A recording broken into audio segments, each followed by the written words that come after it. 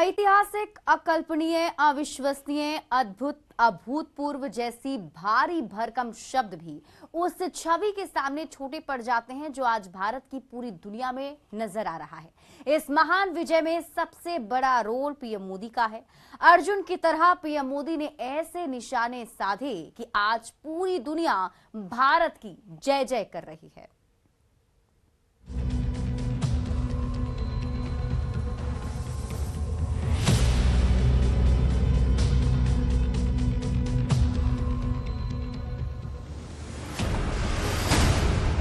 G20 के पहले सत्र में मोदी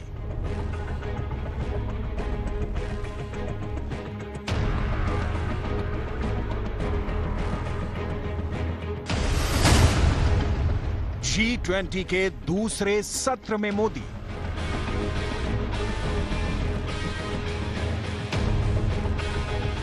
G20 के तीसरे सत्र में मोदी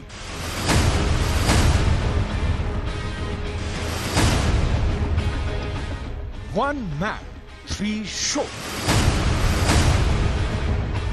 हर शो में छाए सिर्फ मोदी ही मोदी।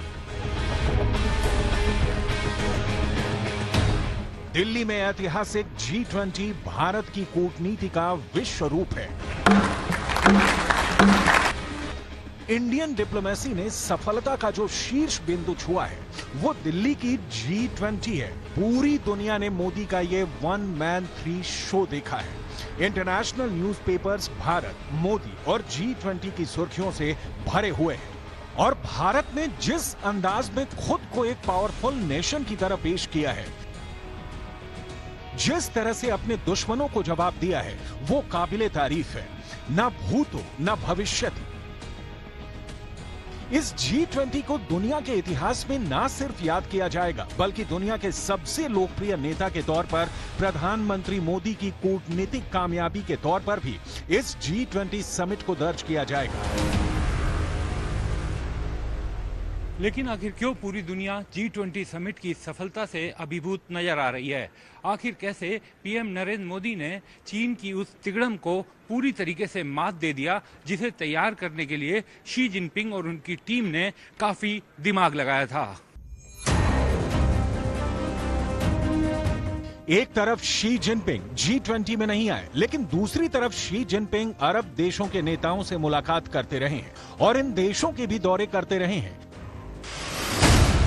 चीन के राष्ट्रपति शी जिनपिंग अरब देशों को मिलाकर रूस और नॉर्थ कोरिया के साथ एक ध्रुव बनाना चाह रहे थे और अरब देशों को साथ जोड़कर अपनी अलग खिचड़ी पकाना चाह रहे थे, या यूं कहें कि अलग गुट बनाना चाह रहे थे। और इसी क्रम में शी जिनपिंग ने ईरान और सऊदी अरब की दोस्ती भी करवाने में अहम भूमिका निभाई थी।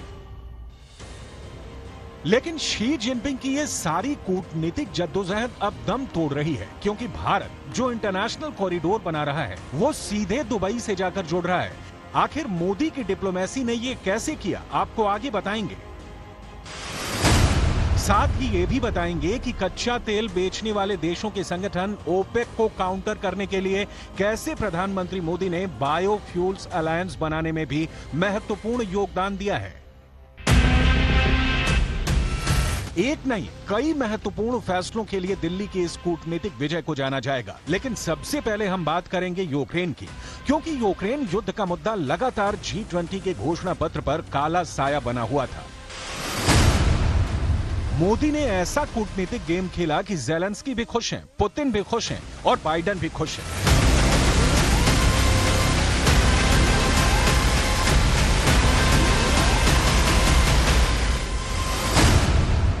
एक तरफ रूस और चीन अड़े हुए थे कि G20 के फाइनल घोषणा पत्र में ऐसा कोई जिक्र नहीं हो जिससे नाटो और अमेरिका को लाभ मिले।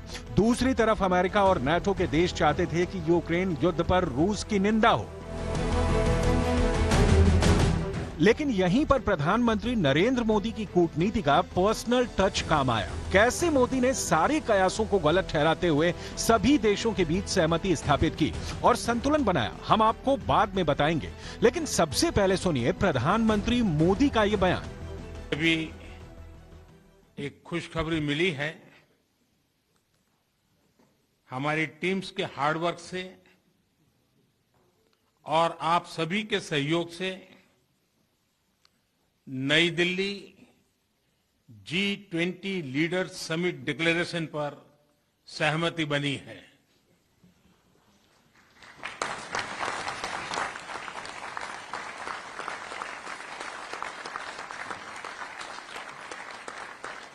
मेरा प्रस्ताव है कि इस लीडर्स डिक्लेरेशन को भी एडॉप्ट किया जाए।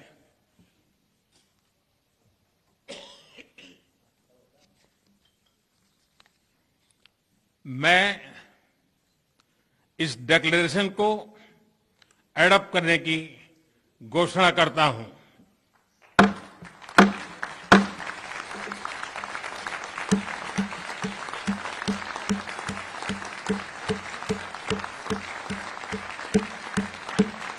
शुक्रवार की देर रात तक दूर दूर तक आसार नहीं थे कि नई दिल्ली घोषणा पत्र पर आम सहमति बन जाएगी, लेकिन भारत की कूटनीतिक कवायद रंग लाई और एक दिन पहले तक असंभव सी दिख रही आम सहमति में बदल गई।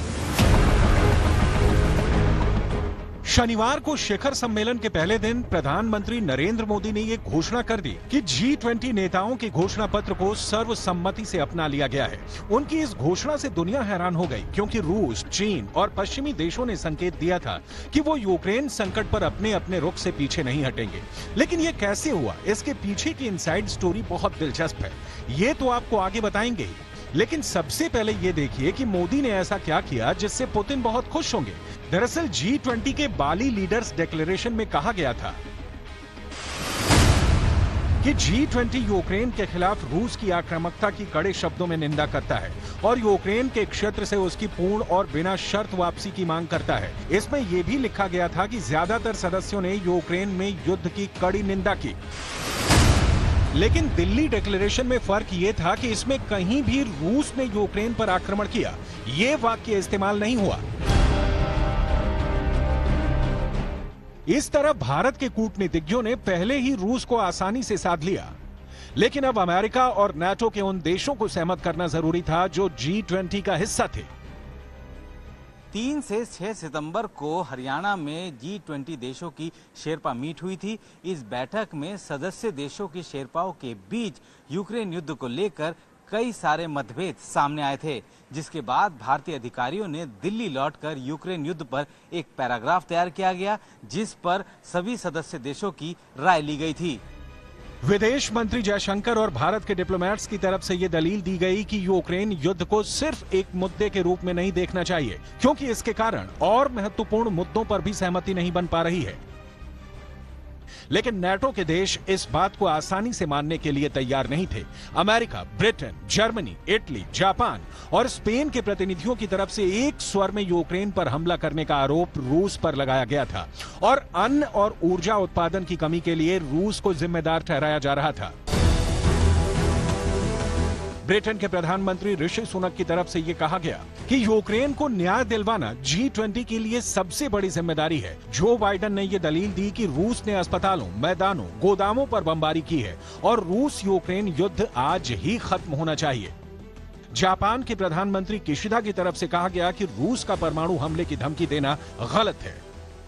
सूत्रों के और फिलहाल इस बुलेटिन में अभी के लिए बस इतना ही। आप देखते रहिए न्यूज़ 18 बिहार झारखंड।